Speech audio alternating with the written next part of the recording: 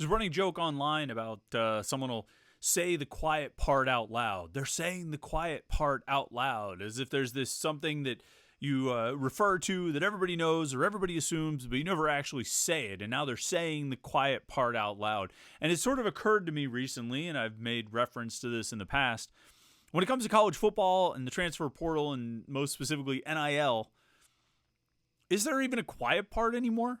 I'm really not sure there is. I'm pretty sure it's all out loud, it's all on the table, and it's all very explicit. We had another reminder of that over the weekend, and made me feel like, you know what, let's talk a little bit more about NIL and the transfer portal and how it affected Pitt this offseason. Let's say the quiet parts out loud, or at least talk about people saying the quiet parts out loud to get your week started right here on the Morning Pitt on youtube.com/Panther-Lair.com. Yeah, it's Monday. Welcome to the new week. The Morning Pitt here on youtube.com/Panther-Lair.com. It's very cold in Pittsburgh. Apparently it's very cold and snowy in Buffalo. It's not great weather, and it was very cold over the weekend, but you made it through the weekend, and you're now here on a Monday. Maybe you're working, maybe you're off.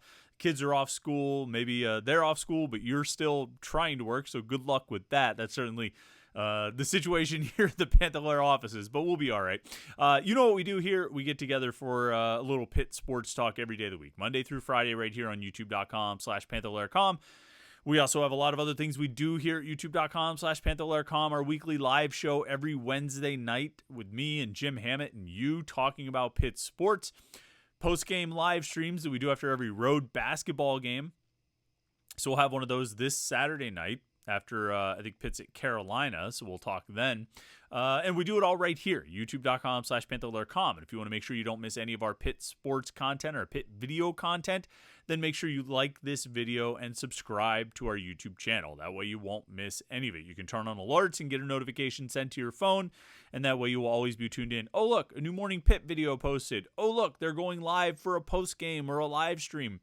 Let me tune in and get in on the Pitt sports conversation. Of course, if you want to be part of the best Pitt conversation on the internet, the place to do it is right there at Panther-Lair.com. Panther-Lair.com, Pittsburgh.rivals.com. It's the most comprehensive source of Pitt sports news on the internet, football, basketball, and recruiting. You find it all at Panther-Lair.com and message boards to talk to other Pitt fans. All day, every day, Pitt fans are gathering on the boards to talk about Pitt sports at Panther-Lair.com, Pittsburgh.rivals.com. And some conversation came up over the weekend, spurred by a really nice article in the Post-Gazette by a friend of the program, Noah Hiles. Caught up with Gavin Bartholomew and Gavin's father to talk about Gavin's decision to return to Pitt for his senior season. And good article by Noah. Good job getting the interview. And shed some light on the process. And I think if you roll back the clock to midseason, or certainly when the season ended, I think it was a pretty commonly held view that Gavin Bartholomew was at or near the top of the list of Pitt players who were likely to go into the transfer portal. I think that's what a lot of people expected. I had some expectation of it myself. I wasn't really sure what was going to happen there. To some extent, I was a little surprised he came back in 2023 after his lack of usage in 2022, but he came back in 23, was used even less. And so it sort of felt like, boy, if ever there's a guy who might have an opportunity to get a little bit more usage or put his talents on display a bit more, it seems like he would be a prime candidate. And then, of course, mid-season and late season, we started hearing about other schools that were interested in Gavin Bartholomew. Some schools from the SEC came up, and we heard different schools here and there. We talked about this on the message board throughout the season and late season and sort of that period right after the season ended before Bartholomew announced his decision. And so when you started hearing about the schools that were involved and how little he was used in the offense and, the ceiling that I think we all believe he has, the potential we all believe he has, and, where he, the ability that he hasn't really gotten a chance to show, it seems, outside of that first year when he was playing alongside Lucas Krull and Jordan Addison and with Kenny Pickett as his quarterback. It sort of all made sense of like, well, this is a prime candidate to go. This is the kind of guy who would probably go, and can't think that anyone would really blame him for making that decision. But he ultimately decided to come back. He ultimately decided to stay at Pitt, play one more year before going to the NFL. And somehow, remarkably, Gavin Bartholomew will be a senior this year. Time flies, I guess. That was sort of, and I think when he made his decision to come back, we all heralded it as a victory for Pitt and a victory for Pitt's, official collective, Alliance 412. There's no official collective. I think the University of Pittsburgh, I think they call it Pitt's preferred collective, NIL collective.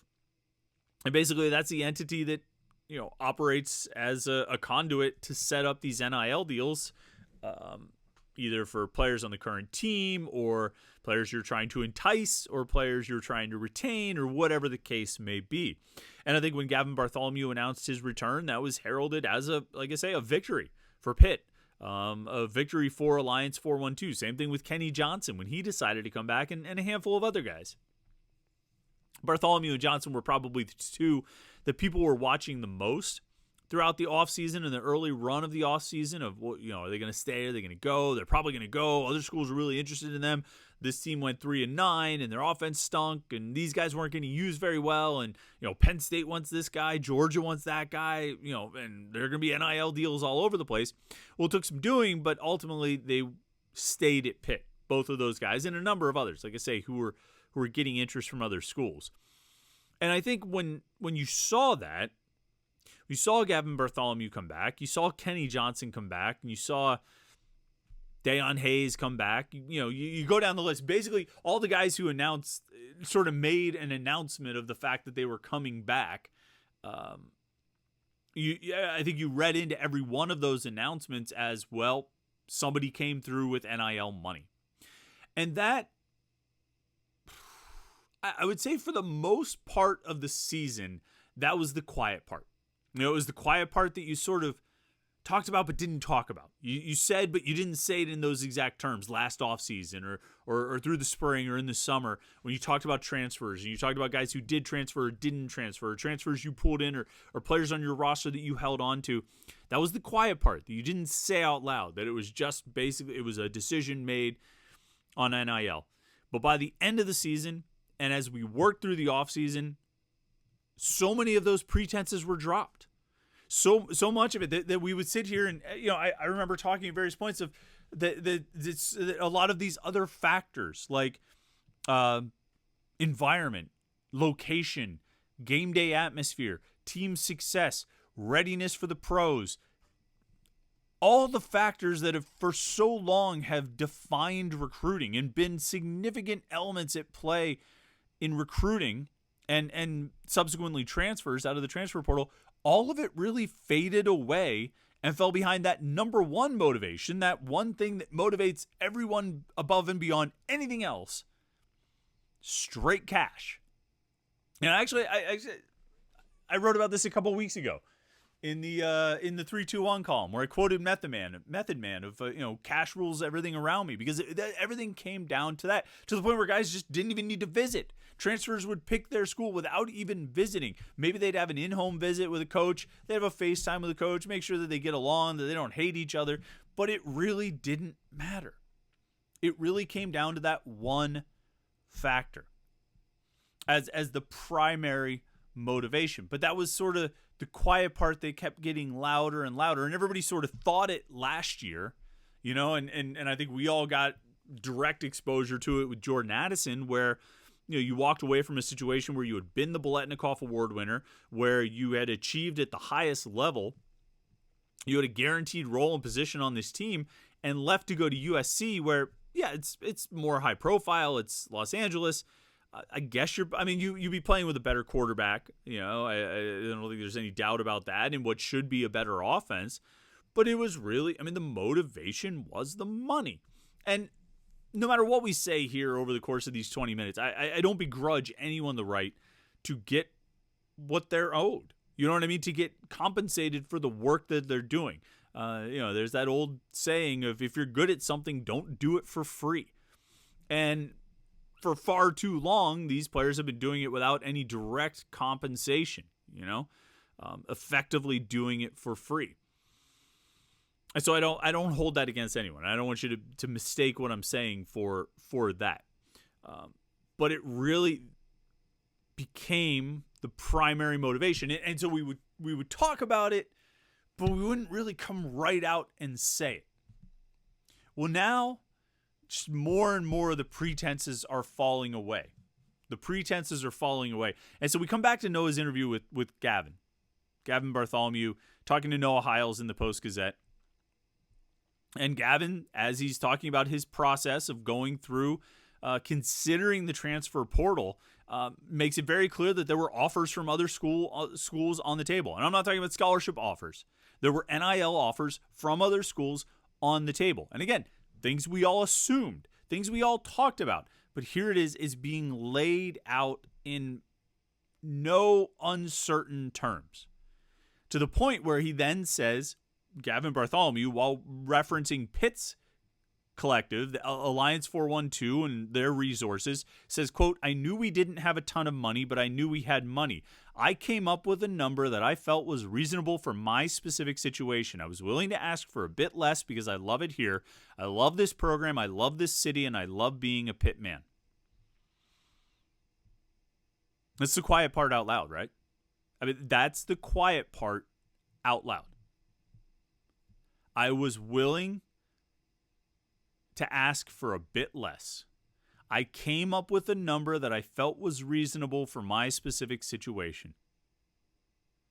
And credit to Gavin Bartholomew for taking what effectively amounts to a hometown discount. He's not from Pittsburgh, but it's a hometown discount in as much as Andrew McCutcheon giving the Pirates a hometown discount, even though he's not from Pittsburgh. You know, it's giving, you know, your team a bit of a discount. But that's secondary. That's the trees. You know what I mean? And the forest is, here's someone, and I don't know, maybe I've missed it. Maybe I don't consume as much college football content as someone else. I don't think there have been that many times where players have just out and out said, I went to my team and their collective with a number, and if they matched it, I was staying. That's the quiet part out loud. And there's an offshoot here, and we'll talk about it in a few minutes, of giving giving Pitt a hometown discount, that there's a great culture that's been built here, and that Gavin Bartholomew wanted to be at Pitt. He loves being at Pitt. He loves being a Pitt Panther. But that's an offshoot. Because we can say all of those things, and I believe that those things are true, that they built a great culture, and that Gavin Bartholomew wanted to graduate from Pitt. He didn't want to go to a new locker room. He wanted to be a Pitt Panther. He is a Pitt man, a true Pitt man, or, you know, all that stuff. But, the big but, the money had to be right. And again, this isn't against Gavin Bartholomew, because he's far from the only player who has taken this approach at Pitt and at every other school across the country. The money had to be right. It's the quiet part. We're just saying it out loud. Will you just pay these freaking players so we can stop with this?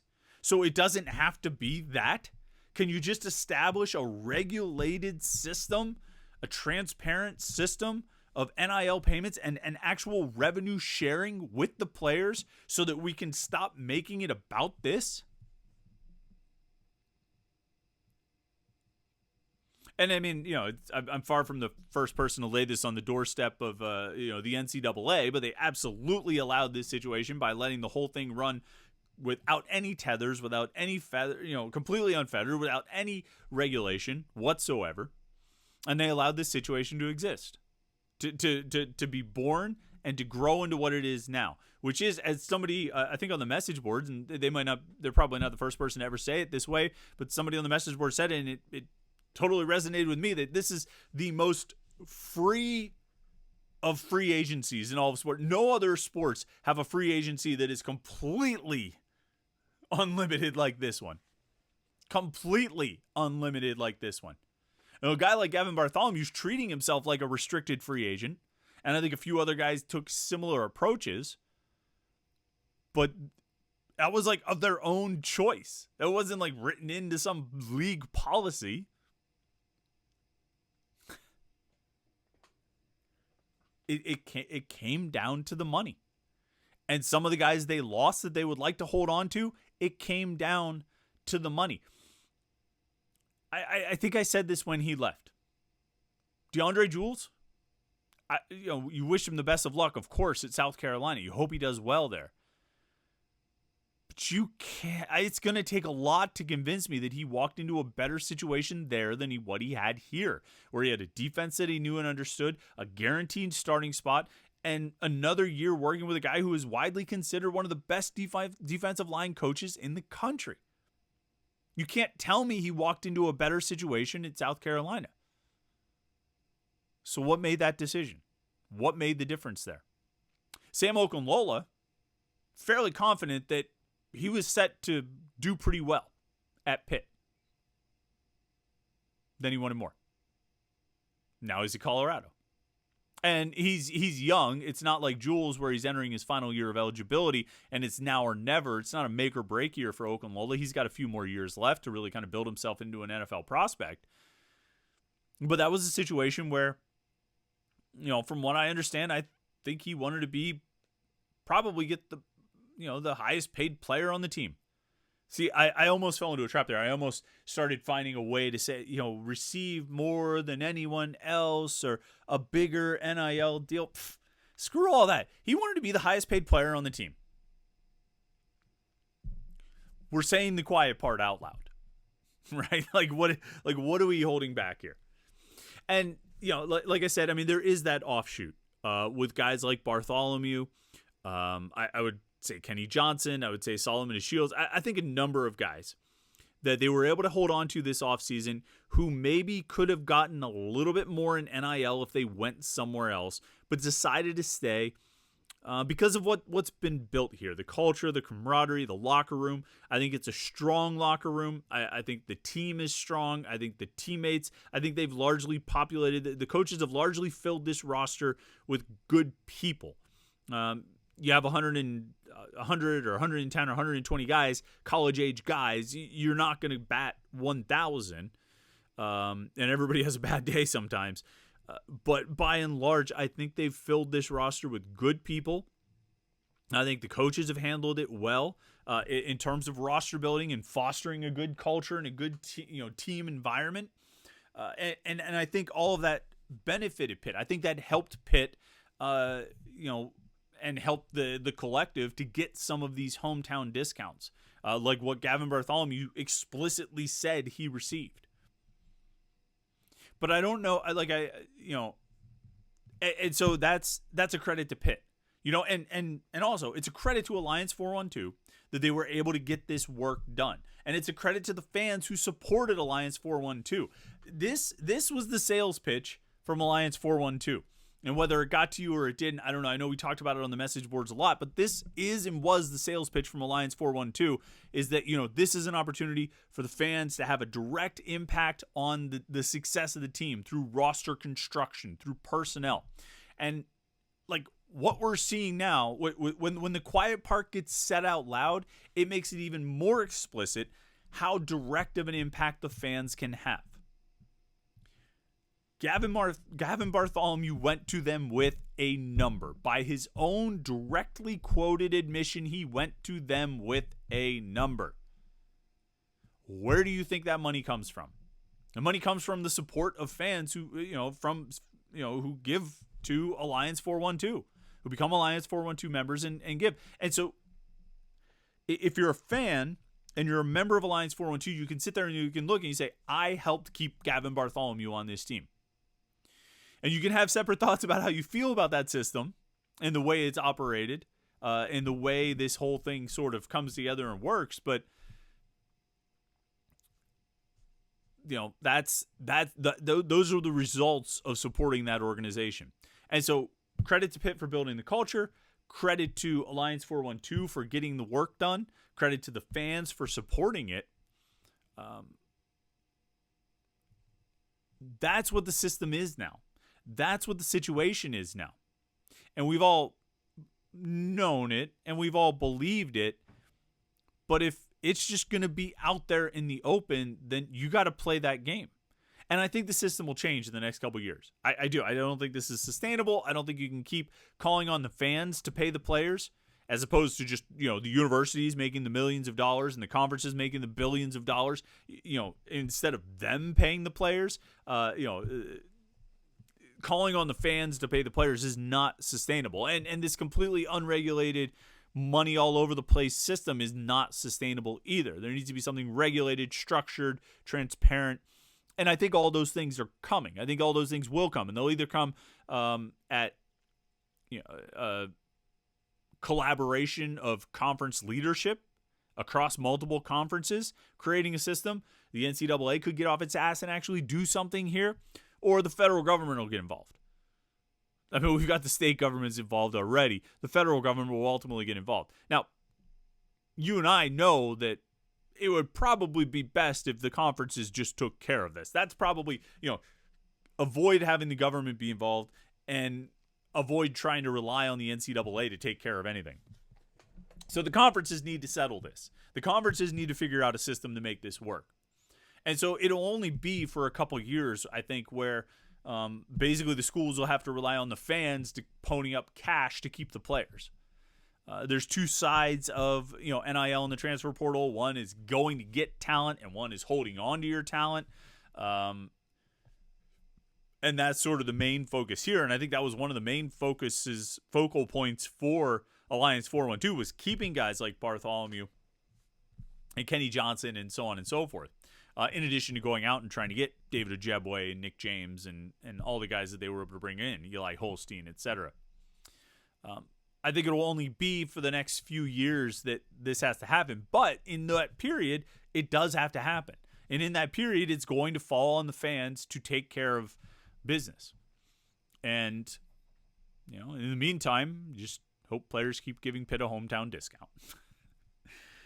Anyway, that's, there's a lot to talk about this week. We'll be talking basketball, of course, over the next couple of days, getting ready for the Syracuse game tomorrow night, and then recapping the Syracuse game on Wednesday's Morning Pitt. But, just thinking about NIL and all that stuff after that Gavin Bartholomew article, I just thought, let's talk about that today. So that's what we're talking about here today on the Monday edition of the Morning Pitt. I appreciate you tuning in. Hope you had a great weekend. I hope you enjoy this Monday and get your week off to a great start. Make sure you check out Panther-Lair.com, Pittsburgh.rivals.com. Like this video and subscribe to our YouTube channel, and we'll catch up with you tomorrow morning for another Morning Pitt right here on YouTube.com/Panther-Lair.com.